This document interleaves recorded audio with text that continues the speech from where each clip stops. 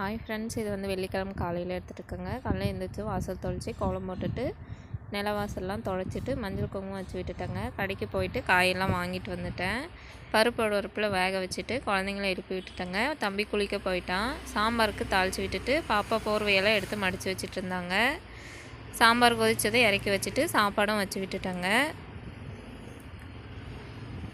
சமையல் வெள்ளம் முடிச்சுட்டு தம்பி அதுக்குள்ளே பால் வச்சு விட்டுட்டு இருந்தாங்க.